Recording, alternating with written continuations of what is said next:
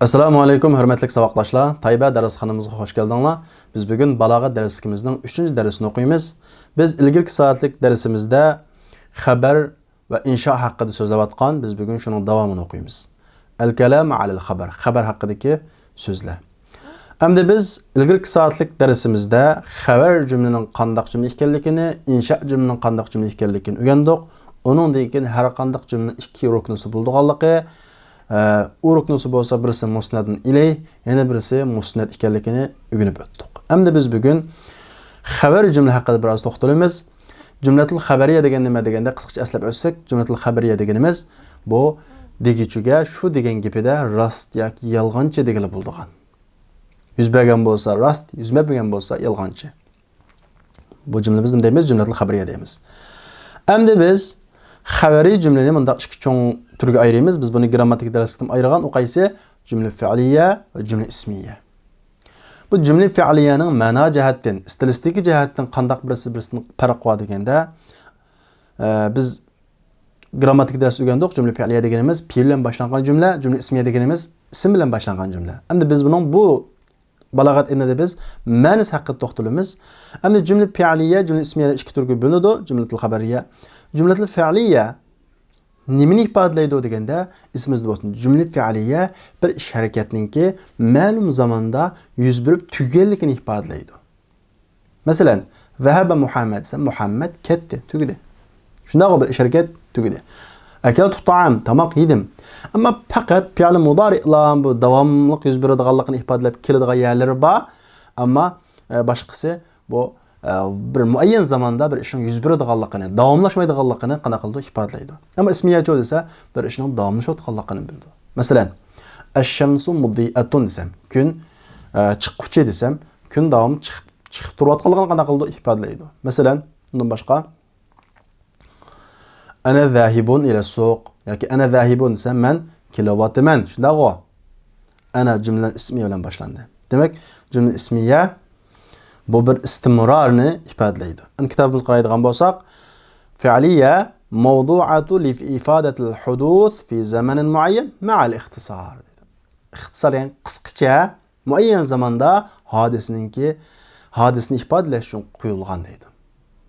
Masalan, bunun misalları tön söyleyimiz. İsmiye degan bo'lsa, ismiye deganimiz mavdu'a li mujarradi thubutil musnad li musnadin ilay. Bu musnadninki musnadın ileyhke sabit subut degan gap davom turganligi, sabit turganligini ifodalash uchunla mujarrad degan uchunla qo'yilgan. Bunun misalları masalan zahaba Muhammad qanaqa qildi? Muhammad ketdi, tugidi. Shunday ma'lum bir vaqtda ketdi. Ammo ash-shamsu mudi'atun desam, kun qanaqa qilguchi, chaqnag'uchi desam, bu bir chaqnayotgan bir holat, bir davomlashayotgan bir holatni ifodalaydi. İkisining bunday farqi bor. Endi bir cümle fiiliye keltirgan yaxshimi yoki cümle ismiyami desa, bu o'rin qaraymiz. İkisining yana bir farqi cümle ismiye akadu min al-jumlatil fiiliye. Cümle ismiye cümle fiiliyedan qanday keladi? Ta'kidlanguchiroq, kuchliroq keladi. Biz bir ish harakatni sal kuchlik ta'kidlar demoqchi bo'lsak, cümle ismiye keltiramiz. Masalan, zahaba Muhammadun ne? Muhammadun zahaba desam, bu cümle ismiye bo'ladi. Endi xabar cümleninki maqsadlari var. Endi biz bunu atalg'u yuzini o'qib o'timiz hozir. Masalan, o qaysi deganda faidatul xabar. Bu faidatul xabar degan nima desam, masalan, men bir ishni bilmaydigan odamga bildirish uchun degan bo'lsam, buning bildiği faidatul xabar bo'ladi. Ammo men bir ishni biladigan odamga o ishni mening biladiganligimni bildirib qo'yish uchun degan bo'lsam, bunun bildiği lazimul faida bo'ldi. Biz uni tuan so'zlaymiz. Faidatul xabar degan nima deganda ifadatul muxatab al-hukma allazi tadammanathu al-jumla. Faidatul xabar deganimiz muxatab, ya'ni xitob qilinuvchiga cümle öz ichiga olgan hukmni ifodalash. Ya'ni cümle öz ichiga olgan bir hukmni, bir mazmunni anglag'uchiga ifodalab bersak, buning bildiği faidatul xabar. Xabarning bir foydasi deymiz endi. Shunday-ku, bu tushunishlik. Masalan, Zeydun qaimun. Zeyd o'tiruvchi desak, uxmaydigan odam ha Zeyd o'tiribdimi yoki Zeydun safara. Uqmaydigan birisi Zayd safar qilibdimi deb qana qildi biladi. Buni bizning deb ataymiz foidatul xabar deb ataymiz. Endi yana birisi var, o qaysi lazimul foida. Bunu şu atalgı pütü saqlab olsanglar buldu. Bunun degan gap desa, o'xshamaydigan tarafi ifodatul muxatab annal mutakallima alimun. Annal mutakallima alimun aydan bil hukm allazi ya'lamuhu al muxatab. Bu xitob qilinuvchiga, ya'ni muxatabga ifodalash so'zliguchi ham hukmni biladi. Allazi ya'lamuhu al muxatab. Shu muxatab biladigan hukmni so'zliguchimi bildiganligini muxatabga ifodalash. Masalan, Muhammad Xolidninki safar qilganligini biladi. Ammo meni bilmaydi deb o'ylagan bo'lsa, men uningga Muhammadning safar qilganligini bildirib qo'yish, mening bildiganligimni bildirib qo'yish uchun degan bo'lsam, buni buldu lazimul foida bo'ladi. Masalan, laqad hadarta amsi. Tugun qanday qilding? Kelding. Uning kelgani bildiganligimni bildirib qo'yish uchun qanday qildim? Dedim. Buni biz deb ataymiz lazimul foida deb ataymiz. Hamda biz adrubil xabar, ya'ni xabar jumlaninki türlü hakkında, qismlari hakkında so'zlaymiz. Endi biz xabar jumlani tushundik. Bunun 3 xil turi bor.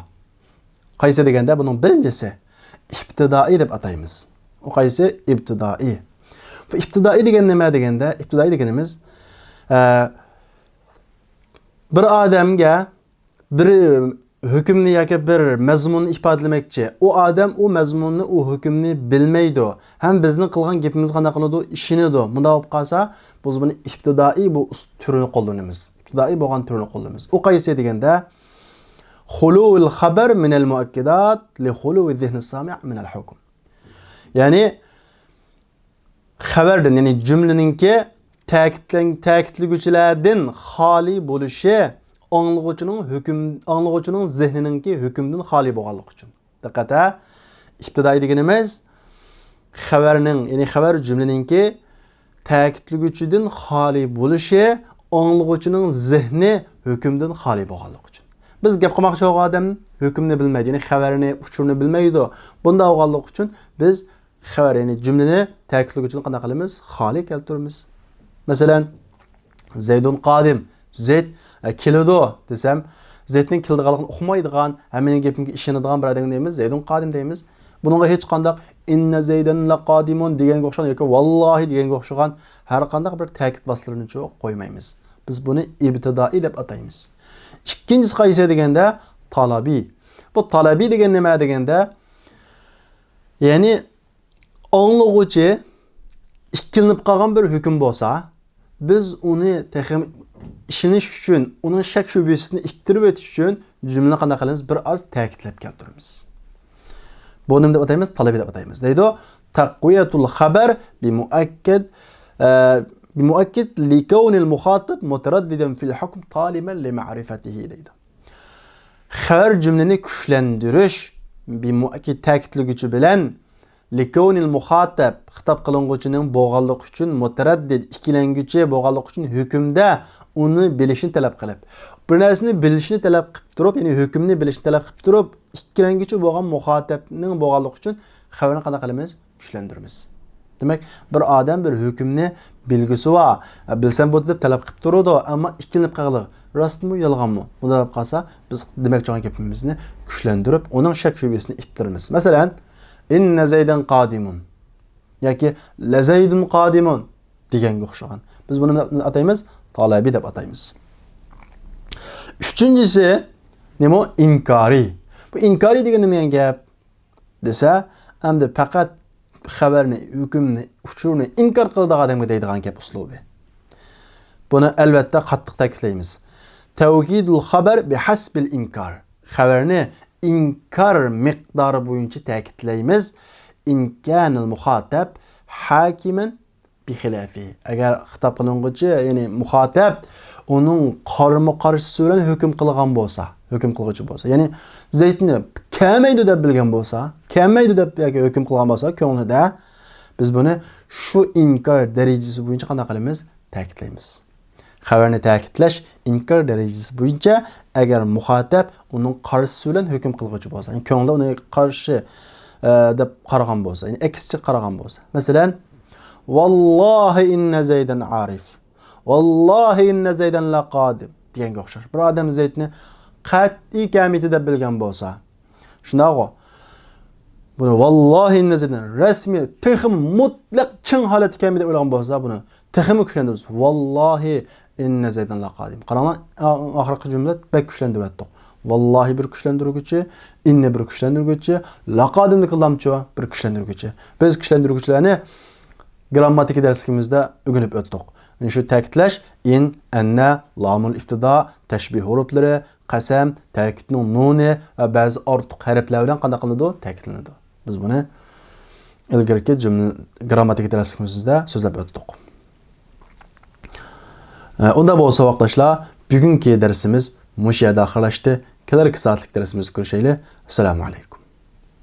لو قد ذقت من حلواه طعما لا آثرت التعلم واجتهدت